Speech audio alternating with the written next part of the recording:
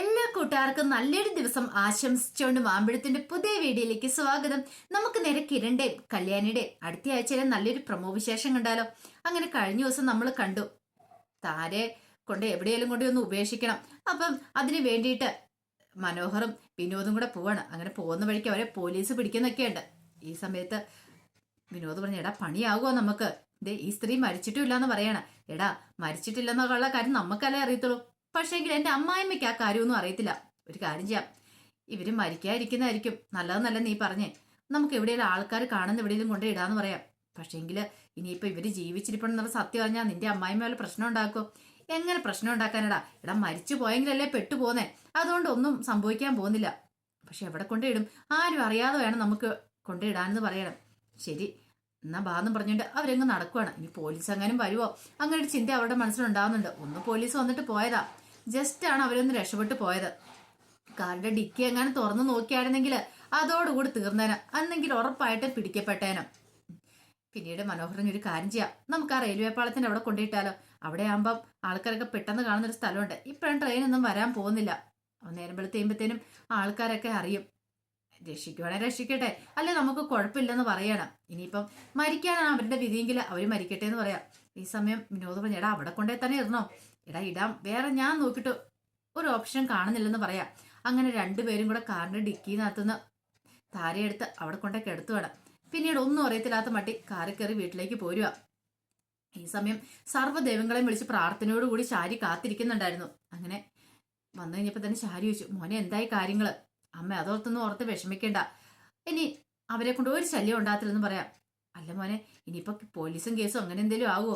ഒരു പോലീസും കേസും ഒന്നും ആകത്തില്ല, ധൈര്യമായിട്ടിരിക്കുക. ഞാനല്ലേ പറയണേ, ഞാനൊരു കാര്യം ഏറ്റെടുത്തിട്ടുണ്ടെങ്കിൽ പിന്നെ എന്ത് സമയത്ത് നമുക്കറിയാലോ, അമ്മയ്ക്ക് ഇതിന്റെ പേരിൽ ഒരു പ്രശ്നം ഉണ്ടാകാൻ പോകത്തില്ലെന്ന് പറയാം. ഈ സമയം ശാരി പറഞ്ഞു, മോനറിയാലോ ഞാൻ എത്രമാത്രം സങ്കടപ്പെടുന്നുണ്ടെന്നുള്ള കാര്യം. ഇനിയിപ്പം നാളെ മിക്കവാറും പോലീസ് കേസൊക്കെ ആയിട്ടുണ്ടെങ്കിൽ സരീവിന് അത് സഹിക്കാൻ പോലും പറ്റില്ല. ഞാനൊരു കൊലപാതകയാന്ന് അറിഞ്ഞിട്ടുണ്ടെങ്കിൽ സരീവ് പിന്നെ എന്താ ചെയ്യാൻ പോകുന്നു പറയാൻ പറ്റില്ല.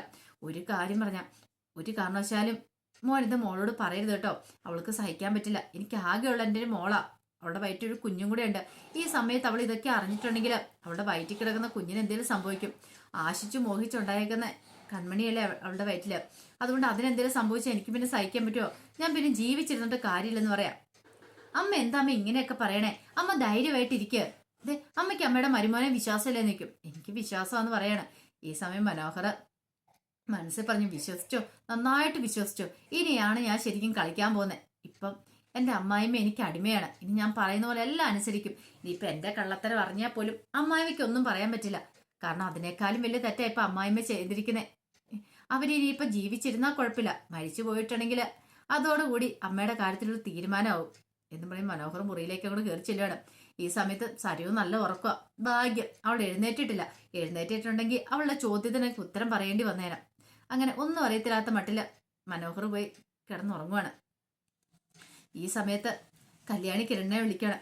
കിരണിനെ വിളിച്ചിട്ട് കിരണേട്ട അവിടെ ഓണാഘോഷ പരിപാടികളൊക്കെ എന്തായി? നാളെയല്ലേ ഓണം എന്ന് ചോദിക്കാം. അതെ നാളെ ഓണം. ഓണത്തിനുള്ള തയ്യാറെടുപ്പുകളൊക്കെ നടത്തുന്നുണ്ട്. അച്ഛനും അമ്മയൊക്കെ നടത്തുന്നുണ്ടെന്ന് പറയാം. ഓ അപ്പം ഞാനില്ലാത്തതുകൊണ്ട് അടിച്ചു പൊളിക്കാനായിരിക്കും അല്ലേ എന്ന് ചോദിക്കാം. ഇത് കേട്ടാൻ കിരൺ പറഞ്ഞു, നീ ഇല്ലാത്ത ഒരു ഓണം എന്ത് ഓണോ കല്യാണി? നീ എൻ്റെ അടുത്ത് ഉണ്ടായിരുന്നെങ്കിൽ നമ്മൾ ഈ ഓണം ആഘോഷിച്ചാലും കുഴപ്പമില്ല. നീ വന്നു കഴിയുമ്പം അതിനും കൂടെ കൂട്ടിയിട്ട് നമ്മളൊരു ആഘോഷം അങ്ങോട്ട് ഉണ്ടെന്ന് പറയാം. അത് വേണം, അത് ഉറപ്പായിട്ടും വേണമെന്ന് പറയാം. പിന്നീട് കല്ലിമോനെ കുറിച്ചും എല്ലാവരെ കുറിച്ചും ചോദിക്കുകയാണ്. അങ്ങനെ അവരെല്ലാം സുഖമായിട്ടിരിക്കുന്നു പറയാണ്.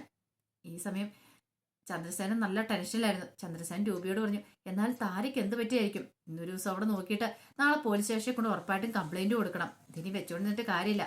എന്റെ മനസ്സ് മുഴുവൻ പറയുന്നേ. അവള് അവിടെ രാഹുലിന്റെ അടുത്ത് കയറി ചെന്ന് കാണും. അവിടെ വെച്ച് അവൾക്ക് എന്തോ ഒരു അപകടം പറ്റിയെന്ന രൂപ പറഞ്ഞു. അങ്ങനെയാണെങ്കിൽ ഒരുത്തിനെ ഞാൻ വെറുതെ വിടാൻ പോകുന്നില്ല. താരയ്ക്ക് എന്തെങ്കിലും സംഭവിച്ചിട്ടുണ്ടെങ്കിൽ എല്ലാത്തിനും ഞാൻ ജയിലിൽ കയറ്റുമെന്ന് പറയാം. എന്തെങ്കിലും സംഭവിച്ചു പോയിട്ട് പിന്നെ പറഞ്ഞിട്ട് കാര്യമുണ്ടോ? എങ്ങനെയാണെന്ന് അറിയാനൊരു മാർഗമില്ല. കിരൺ പോയി അന്വേഷിച്ചിട്ട് അവിടെ ഇല്ലെന്നല്ലേ പറഞ്ഞേ. എനിക്ക് ഉറപ്പാ അവിടെ തന്നെ ഉണ്ട്. അവരെന്തൊക്കെയോ കള്ളത്തരങ്ങൾ മറച്ചു വെക്കുക ചുവയെന്ന് പറയണ. ഒരു കാര്യം ചന്ദ്രയുടെ സമാധാനത്തോടെ കിടന്നുറങ്ങുക. നാളെ നേരം വിളിക്കട്ടെ, നമുക്ക് എന്തെങ്കിലും പരിഹാരം ഉണ്ടാക്കാന്ന് പറയാം. ഇങ്ങനെ പിന്നീട് കാണിക്കുന്നത് പിറ്റേ ദിവസം രാവിലെ തന്നെ ക്ഷേത്രത്തിലേക്ക് പോകാനായിട്ട് റെഡിയാവുകയാണ് കിരണും ചന്ദ്രസേനും ഒക്കെ. കാരണം ഓണമൊക്കെ ഇല്ലേ, അപ്പൊ ക്ഷേത്രത്തിൽ പോകണം. അത് മാത്രമല്ല കല്യാണിക്ക് വേണ്ടി ഒന്ന് പ്രാർത്ഥിക്കുകയും ചെയ്യണം. കല്യാണിയുടെ കോമ്പറ്റീഷനൊക്കെയാണ് വരുന്നത്. അങ്ങനെ ക്ഷേത്രത്തിലേക്ക് പ്രാർത്ഥിക്കാനായിട്ട് പോകുമ്പോഴാണ് അവരാ കാഴ്ച കാണുന്നത്. അങ്ങോട്ട് സരിയും ശാരിയും കൂടെ വരുന്നത്. ശാരിയുടെ മനസ്സിലാണെങ്കിൽ വല്ലാത്ത ടെൻഷനാ. ക്ഷേത്രത്തിൽ പോയി പ്രാർത്ഥിക്കുവാണെങ്കിൽ മനസ്സിന് ഒരു സമാധാന സ്വസ്ഥത കിട്ടുമല്ലോ എന്ന് ഓർത്തോണ്ടാ ക്ഷേത്രത്തിലേക്ക് രാവിലെ സരയനെയും കൂട്ടി പോന്നെ. അങ്ങനെ ക്ഷേത്രത്തിൽ എത്തി മനുപുരി പ്രാർത്ഥിക്കും, എന്റെ ഭഗവാനെ ഒരു കാരണവശാലും താരയുടെ കാര്യം പുറത്താരും അറിയരുത്. താൻ അവളെ കൊന്നെന്നുള്ള സത്യം അറിഞ്ഞിട്ടുണ്ടെങ്കിൽ തനിക്ക് പിന്നെ ഒരു ജീവിതമില്ല.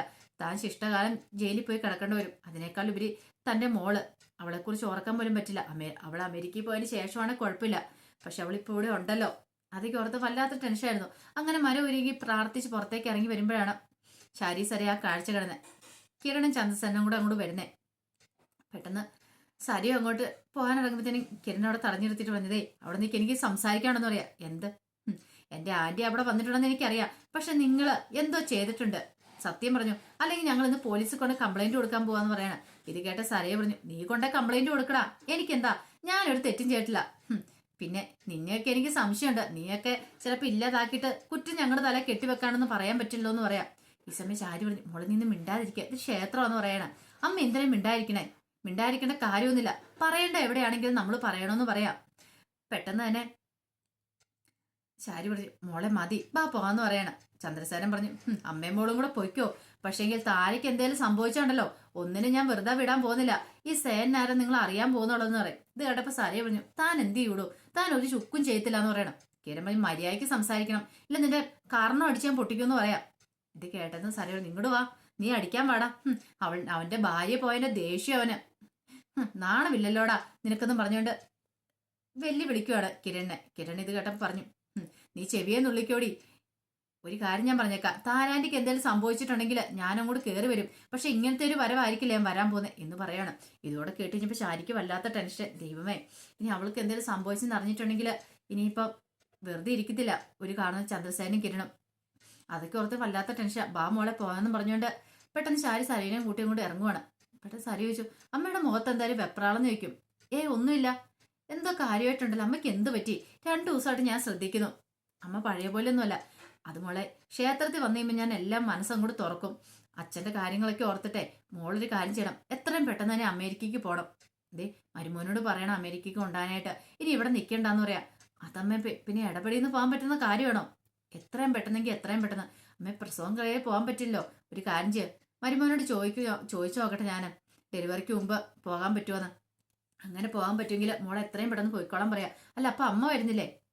ഞാൻ വരുന്നില്ല മോളെ, എനിക്ക് വരാൻ പറ്റുമെന്ന് തോന്നുന്നില്ലെന്ന് പറയണം. അതെന്താ അങ്ങനെ പറഞ്ഞേ? ഒന്നുമില്ലാന്ന് പറയണം. അമ്മയുടെ മനസ്സിൽ എന്തോ ഉണ്ട്, എന്താണെങ്കിലും അമ്മ പറ. ഒന്നുമില്ല മോളെ എന്ന് പറഞ്ഞിട്ട് ശാരി പതുക്കെ അങ്ങോട്ട് ഒഴിഞ്ഞു മാറുവാണ്. ഈ സമയം ക്ഷേത്രത്തിൽ പോയി പ്രാർത്ഥിച്ച് കിരൺ മനോഹരി പ്രാർത്ഥിക്കുന്നുണ്ടായിരുന്നു. കല്യാണിക്ക് വേണ്ടിയിട്ടായിരുന്നു കിരണിന്റെ പ്രാർത്ഥന മുഴുവനും. അവൾക്കൊരു ആപത്തും വരില്ല, കോമ്പറ്റീഷൻ അവൾ വിന്നറായിട്ടൊക്കെ തിരികെ വരണം എന്നൊക്കെയായിരുന്നു മനോഹറിന്റെ അല്ല കിരണിന്റെ പ്രാർത്ഥന. അങ്ങനെ പ്രാർത്ഥിച്ചിട്ട് ഇറങ്ങി വന്നു കഴിഞ്ഞപ്പം ചന്ദ്രസേന കിരണിനോട് കാര്യം പറഞ്ഞു, കിരണേ ഞാൻ ഒരു കാര്യം ശ്രദ്ധിച്ചെന്ന് പറയാം. എന്താ? അതെ, താര സരുവിന് എടുത്തു കൊടുത്ത സാരി അവളൊന്ന് ഉടുത്തോണ്ട് വന്നേക്കെന്ന് പറയണേ. അതെന്താ വെച്ചാൽ അങ്ങനെ പറഞ്ഞേ? ആ സാരി ഞാൻ ശ്രദ്ധിച്ചു, ആ സാരി തന്നെയാ ഞാനാണല്ലോ വാങ്ങിച്ചോണ്ട് കൊടുത്തേ, അതുകൊണ്ട് എനിക്കത് അറിയാന്ന് പറയണം. ഇത് കേട്ടതും കിരൺ പറഞ്ഞു, അല്ലാച്ചാ അത് പിന്നെ എനിക്ക് ഉറപ്പാ താര അവിടെ ചെന്നിട്ടുണ്ട്, അവിടെ ചെന്നതിന് ശേഷം താരയ്ക്ക് എന്തോ സംഭവിച്ചിട്ടുണ്ടെന്ന് പറയാം. പെട്ടെന്ന് തന്നെ കിരൺ പറഞ്ഞു, അവരങ്ങനെയൊക്കെ ചെയ്യുമോ വെച്ചാ പറയാൻ പറ്റില്ല, രാഹുലോ അല്ലെങ്കിൽ ആരെ എന്തെങ്കിലും ചെയ്തൊന്നും പറയാൻ പറ്റില്ല. ഒരു കാര്യം ഉറപ്പാ, താര അവിടെ ചെന്നതിന് ശേഷം മിസ്സിങ് അയക്കുന്നത്. അങ്ങനെയാണെങ്കിൽ നമുക്ക് അവരെ വെറുതെ വിട്ടുവിടാം, ഒന്നുകൂടെ എടുത്തിട്ട് കുടയാന്ന് പറയാം, ചിലപ്പോൾ എന്തെങ്കിലും വിവരം കിട്ടിയാലോ. പിന്നീട് കിരണും ചന്ദ്രസേനും കൂടെ പോവാണ്. അങ്ങനെ പോകുമ്പോഴാണ് ശാരിയും കൂടെ വരുന്ന കണ്ടേ. ശാരി വരുന്ന കണ്ടപ്പോൾ തന്നെ കിരൺ എന്ത് ചെയ്യണം, വണ്ടി വിലങ്ങനെ അങ്ങോട്ട് പോവാണ്. അങ്ങനെ ശാരി അങ്ങോട്ട് ഇറങ്ങി. എന്താ കാര്യം ചോദിക്കാം. ഈ സമയം ചന്ദ്രസേനൻ പറഞ്ഞു, ഇങ്ങോട്ട് വന്ന് നിങ്ങളോട് കുറച്ച് സംസാരിക്കാനുണ്ടെന്ന് പറയാം. ഈ സമയം കിരൺ പറഞ്ഞു, ഒരു കാര്യം ഞങ്ങൾക്ക് ഉറപ്പായി, താരാന്റി അവിടെ വന്നിട്ടുണ്ടെന്നുള്ള കാര്യം. സത്യം പറ, താരാന്റിക്ക് എന്ത് പറ്റിയെന്ന് ചോദിക്കുക. അയ്യോ കിരൺമാനെ, താര അവിടെ വന്നിട്ടില്ലെന്ന് പറയാം, വെറുതെ കള്ളം പറയണ്ട. ചന്ദ്രസേനൻ പറഞ്ഞു, അവൾ ഉടുത്തേക്കുന്ന ആ സാരി അത് താര വാങ്ങിച്ചാണ് സരയുവിന് വേണ്ടിട്ട്, പിന്നെ എങ്ങനെയാ ആ സാരി അവളുടെ കിട്ടിയെന്ന് ചോദിക്കുക. ഇത് കേട്ടെന്ന് ചാരി പറഞ്ഞു, അല്ല അത് പിന്നെ ഞാന് ശാരി കിടന്നങ്ങോട്ട് മെഴുകുവാണ്. പെട്ടെന്ന് ശാരി പറഞ്ഞു, അതെ വന്നിട്ടുണ്ടായിരുന്നു, വന്ന് ഓണക്കോടിയാന്ന് പറഞ്ഞ് കൊടുത്തു, ഞാനത് സരുവിന് കൊടുത്തേ, പക്ഷെ സരുവിന് അറിയത്തില്ല അത് താര കൊണ്ട് തന്നാന്നുള്ള സത്യം. സരുവിനോട് ചോദിച്ചു, അപ്പൊ ഞാൻ പറഞ്ഞു ഞാൻ വാങ്ങിച്ച ഓണക്കോടിയാണ്, മോൾക്ക് ഓണമായിട്ട് അമ്മയുടെ വകയുള്ള ഗിഫ്റ്റാന്ന് പറഞ്ഞിട്ടാ ഞാനിത് സരുവിന് കൊടുത്തേ. അവളത് വാങ്ങുകയും ചെയ്തു. അല്ലെങ്കിൽ താര കൊടുത്താന്ന് പറഞ്ഞാൽ വാങ്ങത്തില്ലോ, അതുകൊണ്ടാന്ന് പറയാം. പിന്നെ അത് മാത്രമല്ല, അവൾ ആ ഗിഫ്റ്റ് കൊണ്ട് തന്നിട്ട് അപ്പൊ തന്നെ ഇറങ്ങി പോവുകയും ചെയ്തു. ഇനിയിപ്പോ ഇത് ഞാൻ നിങ്ങളോട് പറഞ്ഞിട്ടുണ്ടെങ്കിൽ നിങ്ങൾ എന്നെ തെറ്റിദ്ധരിക്കുമല്ലോ എന്ന് വിചാരിച്ചാൽ ഞാൻ പറയായിരുന്നേ. അവളെ താര വന്ന കാര്യം ഈ പറയുന്ന സരുവിനോ രാഹുലിനോ ഒന്നും അറിയില്ല എന്ന് പറയണം. ഇത് കേട്ടൻ കിരൺ പറഞ്ഞു, എനിക്കിത് എത്രയാണെന്ന് വിശ്വാസം വരുന്നില്ല. ഒരു കാര്യം ഞാൻ ഉറപ്പിച്ചു പറഞ്ഞിരിക്കാം, താരാനിക്ക് എന്തെങ്കിലും പറ്റിയിട്ടുണ്ടെങ്കിൽ വെറുതെ വിടത്തില്ലെന്ന് അറിയാലോ, എന്ത് ചെയ്യണമെന്ന് എനിക്ക് അറിയാമെന്ന് പറയണം. അതുപോലെ തന്നെയാണ് ചന്ദ്രസേനും പറയണേ. അവരങ്ങോട്ട് പോവാണ്. ഈ സമയം ശാരിക്കൊരു കാര്യം മനസ്സിലായി, ഇവരുടെ ഉള്ളിൽ സംശയം കയറിയിട്ടുണ്ട്. ഇങ്ങനെ പോയിട്ടുണ്ട് അധികം വൈകാതെ താനാ കുറ്റക്കാരിന്നൊക്കെ തെളിയും. എന്റെ ഭഗവാനെ, നീ ആയിട്ട് എന്തെങ്കിലും വഴി കാണിച്ചു തരണേന്ന് പറയുവാണ്. അങ്ങനെ അന്ന് ഓണത്തിന്റെ ആഘോഷങ്ങളൊക്കെ കിരണും ദീപയും അവരെല്ലാരും കൂടെ നല്ല അടിച്ചു പൊളിച്ച് ആഘോഷിക്കുകയാണ്. ഓണത്തിൻ്റെതായ എല്ലാ രീതിയിൽ സദ്യയൊക്കെ ഉണ്ടാക്കി. ഈ സമയത്ത് കല്യാണിക്ക് വല്ല വിഷമം ഉണ്ടായിരുന്നു. എന്നാലും കല്യാണിയും വിട്ടുകൊടുത്തില്ല. അവിടെ ഡൽഹി വെച്ച് തന്നെ കല്യാണിയും ഫ്രണ്ട്സ് എല്ലാവരും കൂടെ അവിടെ തിരുവാതിര കളിച്ചും അങ്ങനെ പാട്ടും മേളമൊക്കെ ആയിട്ട് അവർ ഓണം അടിച്ചു പൊളിക്കുകയാണ്. ഇതിൻ്റെ ഇടയ്ക്ക് കിരണും വിളിക്കുന്നുണ്ട്, വിശേഷങ്ങളൊക്കെ തിരക്കുന്നുണ്ട്. അപ്പൊ അതിന്റെ വിശേഷങ്ങളൊക്കെ നമ്മൾ ഇനി അടുത്ത ആഴ്ച കാണാൻ പോകുന്നത്. ആ വിശേഷങ്ങളൊക്കെ നമുക്ക് എല്ലാവർക്കും കാത്തിരിക്കാം കേട്ടോ. ഇനി ഫുൾ വിശേഷം വന്നു കഴിയുമ്പോൾ അറിയാം. ഇനിയിപ്പോൾ താര രക്ഷപ്പെടുമോ ഇല്ലയെന്ന്. താര രക്ഷപ്പെടും, ഉറപ്പായിട്ടും താരനെ രക്ഷിക്കുകയും ചെയ്യും. പക്ഷേങ്കിൽ താര രക്ഷപ്പെട്ടിട്ടുണ്ടെങ്കിലും താരനെ ഇനിയിപ്പോൾ പുറത്തിറക്കില്ല കിരണ. കാരണം താരനെ വെച്ചൊരു വലിയ കളി തന്നെ കളിക്കാൻ തീരുമാനിക്കും. ശാരീനെയും മനോഹരനേക്ക് ഇനി കൊടുക്കണ്ടേ, അങ്ങനെ വെറുതെ വിട്ടിട്ട് കാര്യമില്ലല്ലോ.